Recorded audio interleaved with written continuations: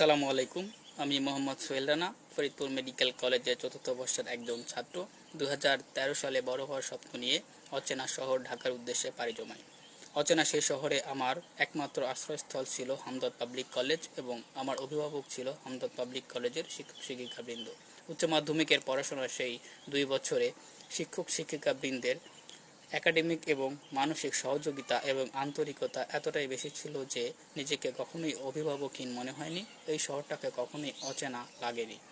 মাঝে মাঝে বড় হওয়ার এই পথযাত্রায় পিছনে ফিরে যখনই ভাবি তখনই মনে হয়, যদি হামদর্দ পাবলিক কলেজের এই সুন্দর পরিবেশ ব্যবস্থাপনা এবং শিক্ষক শিক্ষিকাবৃন্দের এমন সহযোগিতা না পেতাম, তাহলে হয়তো আমার স্বপ্নটা স্বপ্নই থেকে যেত। তাই হামদর্দ পাবলিক কলেজের এই ব্যবস্থাপনা, শিক্ষক শিক্ষিকাবৃন্দের আন্তরিকতা এবং সর্বোপরি সবকিছুর ব্যবস্থাপক হামদর্দ কর্তৃপক্ষের প্রতি আমি আজীবন কৃতজ্ঞ থাকব।